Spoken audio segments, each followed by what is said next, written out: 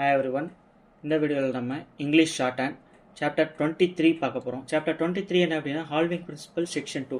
So போன வீடியோவில் நம்ம ஹால்விங் பிரின்சிபல்னால் என்ன அப்படின்ட்டு பார்த்துருப்போம், சில ரூல்ஸ்லாம் பார்த்துருப்போம். ஸோ அதோட கண்டினியூட்டி தான் இது.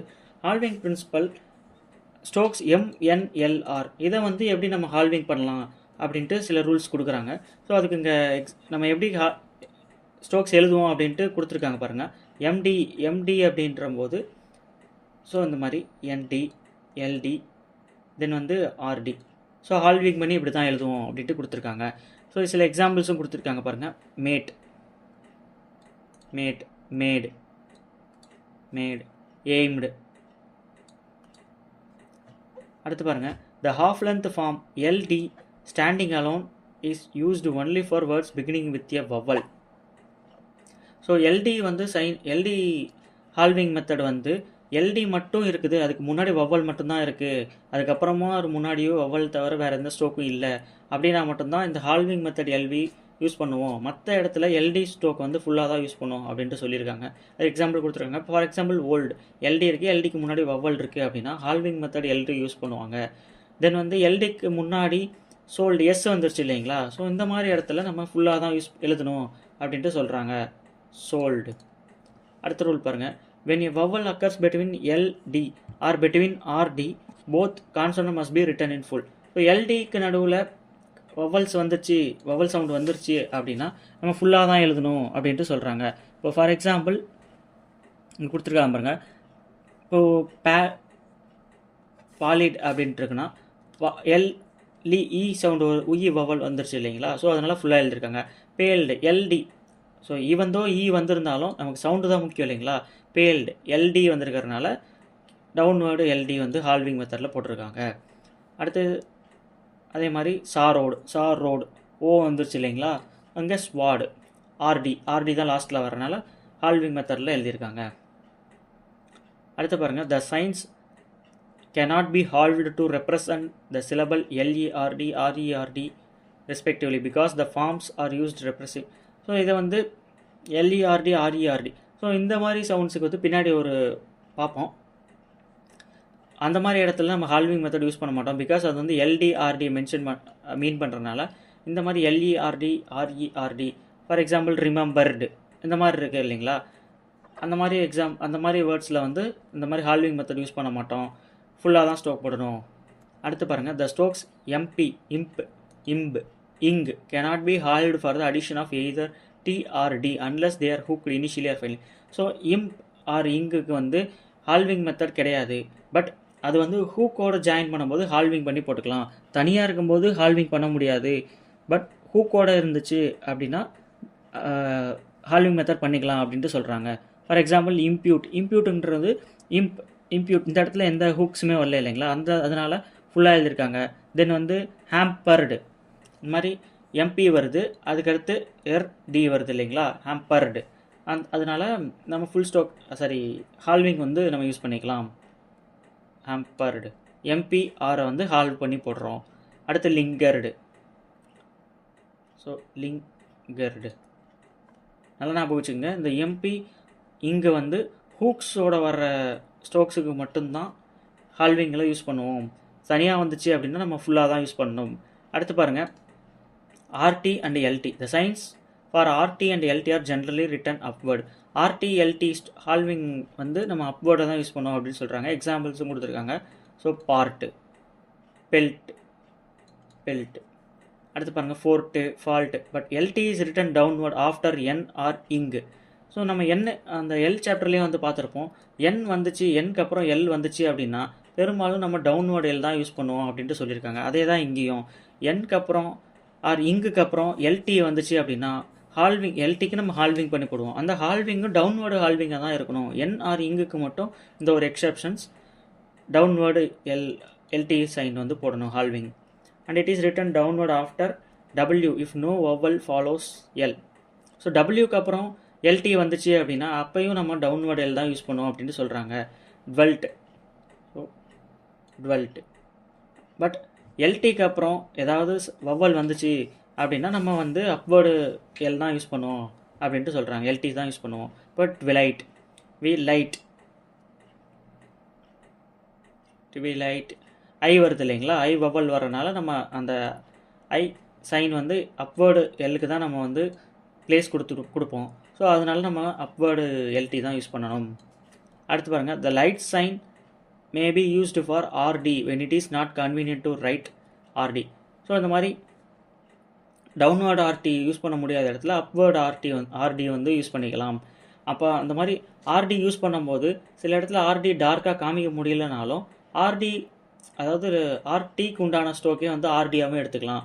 ஃபார் எக்ஸாம்பிள் லார்ட் இந்த மாதிரி இருக்குது, இது நம்ம டார்க்காக காமிக்க மாட்டோம் இல்லை அப்படின்ற இடத்துல நம்ம லைட்டாக காமிச்சிக்கலாம். பட் படிக்கும்போது மீனிங் வந்து நம்ம ஆர்டின்னு படிச்சுக்கலாம்.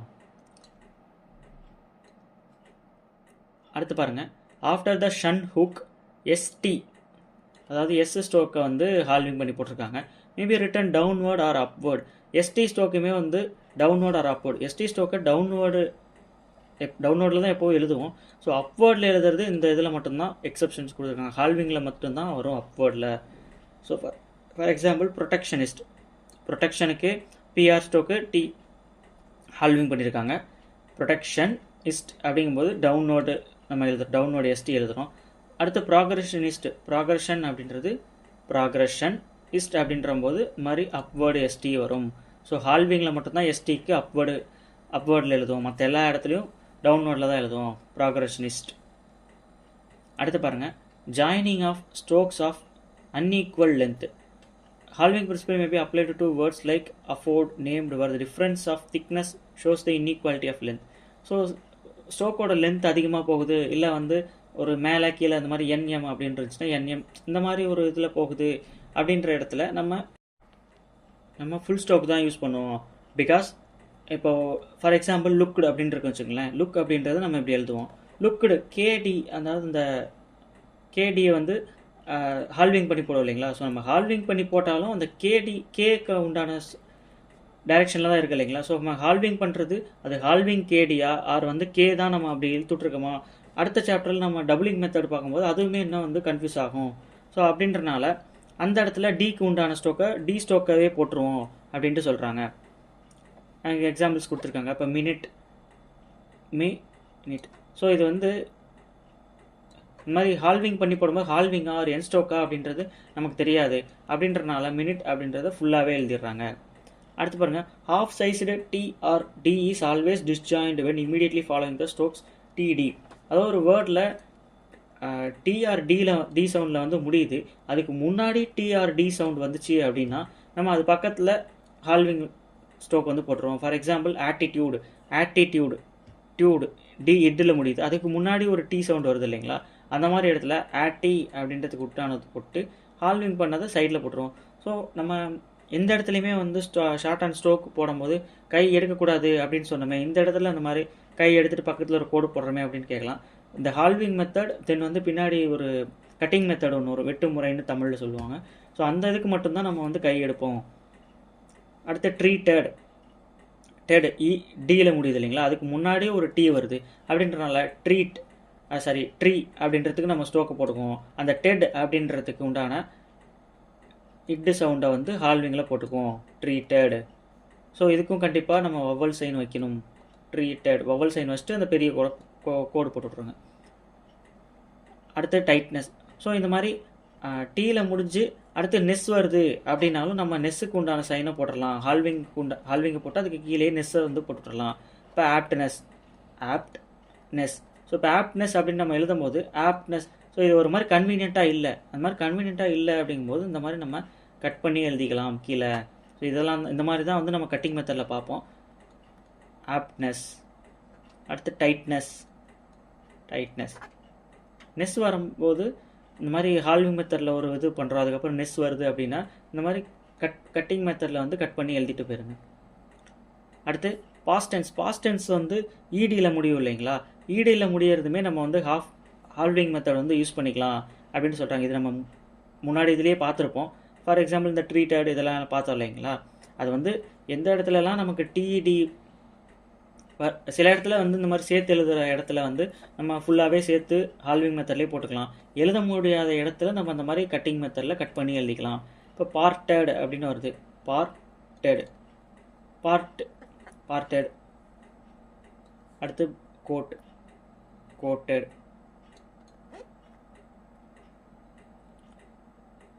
அதாவது ஒன் மோர் எக்ஸாம்பிள், இது வந்து அந்த டி இருக்கு இல்லைங்களா, டீக்கு அப்புறம் டி, அதாவது ஒரு டவுன்வேர்டு இது வருது, அதுக்கப்புறம் நம்ம டெட் அப்படின்றது மறுபடியும் ஹால்விங் மெத்தடில் போட்டோம் அப்படின்னா தெரியாது. ஸோ இங்கே இந்த கேக்கு சொன்னோம் இல்லைங்களா, ஸோ சேம் அதே கான்செப்ட் தான்.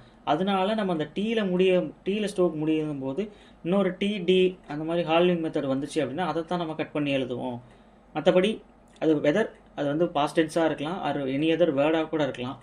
இந்த மாதிரி டீயில் முடியுது, அதோட நம்ம டிடி அந்த ஹால்விங் போட்டோம் அப்படின்னா நமக்கு டிஃப்ரென்ஸ் தெரியாது அப்படின்றலாம். அந்த மாதிரி டீயில் முடிய ஸ்ட்ரோக்குக்கு தான் நம்ம டிடி ஹால்விங் மெத்தட் போடுவோம். மற்றதுக்கெலாம் இந்த மாதிரி சேர்த்து எழுத முடிஞ்சிச்சு அப்படின்னா இந்த மாதிரி சேர்த்து எழுதி விட்டே ஹால்விங் மெத்தட் எழுதிக்கலாம்.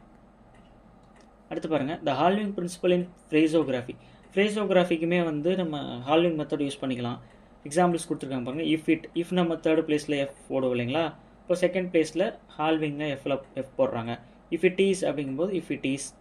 அடுத்து நாட்டுக்கு என் ஹூக் போட்டு விட்றாங்க. I am not, I am எப்படி எழுதுவோம், ஐ எம் நாட். ஸோ அடுத்து you may not, you may எப்படி எழுதுவோம், யூ மே நாட் அப்படிங்கும்போது ஹால்விங்கில் என் சைன் போட்டு விட்றாங்க. அடுத்து ஐ வில் நாட். ஸோ நல்லா நான் வச்சுக்கோங்க, இது வந்து ஹால்விங் தான், மெயின் ஃபுல் ஸ்ட்ரோக் கிடையாது, ஹால்விங் ஸ்ட்ரோக்கில் என் ஹூக் போட்டு விட்றாங்க. அடுத்து பாருங்கள், word would by, would as in this word. தென் வந்து we would be, we would beலாம் அடிக்கடி கேட்குற வேர்டு, ரொம்ப முக்கியமான வேர்டு. அடுத்து in phrases like at all times. அடுத்து able to make. ஸோ இது நல்லா ப்ராக்டிஸ் பண்ணிக்கங்க. அடுத்து எக்ஸசைஸ் 87 ஸ்ட்ரோக்ஸ் கொடுத்துருக்காங்க. இதை ஒரு வாட்டி ரீட் பண்ணி பார்த்துட்டு அதுக்கப்புறம் ஹோம்ஒர்க் ப்ராக்டிஸ் பண்ணுங்கள். தென் 88 வேர்ட்ஸ் கொடுத்துருக்காங்க. இது ஷார்ட் ஹேண்டில் வந்து ரஃபாக ப்ராக்டிஸ் பண்ணி பார்த்துட்டு தென் வந்து ஹோம்ஒர்க் ரைட் பண்ணுங்கள். கிராமலாக்ஸ் பாருங்கள். சிஎன் வந்து ஹால்விங்கில் போட்டிருக்காங்க, அதாவது கேஎன் கேனாட். அடுத்து ஜேஎன் வந்து ஹால்விங் போட்டால் ஜென்டில்மேன், செகண்ட் பிளேஸில் போட்டோம்னா ஜென்டில்மென். அடுத்து பிஆர் ஹால்விங் போட்டிருக்காங்க, பர்டிகுலர். செகண்ட் பிளேஸில் போட்டோம் அப்படின்னா ஆப்பர்ச்சுனிட்டி ரொம்ப ரொம்ப முக்கியமான வேர்டு. அடுத்து சேஎல் ஃபஸ்ட்டு பிளேஸில் ஹால்விங் போட்டால் சைல்டு. பிஎல் செகண்ட் பிளேஸில் போட்டாங்க அப்படின்னா பில்டிங். டிஎல் ஹால்விங் பண்ணி போட்டால் டோல்டு ரொம்ப ரொம்ப முக்கியமான வார்த்தை. அடுத்து ட்ரேட் ஆர் டுவர்ட்ஸும் ரொம்ப முக்கியமான வார்த்தை, ஹால்விங்கில் டிஆர்டிஎஸ். அடுத்து ஹேண்டு முக்கியம், அண்டரும் முக்கியம். ஸோ எல்லாமே இது வந்து ரொம்ப முக்கியமான வார்த்தை. ஹால்விங் மெத்தடே வந்து ரொம்ப முக்கியமான ஒரு சாப்டர், நல்லா பார்த்துக்குங்க. அடுத்த சாப்டர் எக்ஸசைஸ் 89 ஸ்ட்ரோக்ஸ் கொடுத்துருக்காங்க. இது ஒரு வாட்டி ரீட் பண்ணி பார்த்துட்டு அதுக்கப்புறம் நீங்கள் ஹோம்ஒர்க் ப்ராக்டிஸ் பண்ணுங்கள். தென் சாப்டர் எக்ஸசைஸ் 90 இதுலேயும் வேர்ட்ஸ் கொடுத்துருக்காங்க. இது ரஃபாக வந்து ஸ்ட்ரோக்ஸ் எழுதி பார்த்துட்டு அதுக்கப்புறம் ஹோம்ஒர்க் ப்ராக்டிஸ் பண்ணுங்கள். ஸோ இதோட சாப்டர் 23 ஹால்விங் பிரின்சிபல் வந்து முடியுது. அடுத்து நம்ம இதில் ஹால்விங்லேருந்து அப்படியே ஆப்போசிட் டபுளிங் மெத்தட் வந்து பார்க்க போகிறோம். ஸோ அதுவுமே வந்து ரொம்ப ரொம்ப முக்கியமான டாபிக், எட் அது ஒரு ஈஸியான டாப்பிக்கும் கூட. அதுக்கப்புறம் கட்டிங் மெத்தட்ஸ், சில மெத்தட்ஸ்லாம் ஷார்ட்கட்ஸ்லாம் வரும், பார்ப்போம். So that's all. இல்லை உங்களுக்கு டவுட்ஸ் ஏதாச்சும் இருந்துச்சு அப்படின்னா கீழே கமெண்ட் பண்ணுங்கள். தேங்க்ஸ் ஃபார் வாட்சிங்.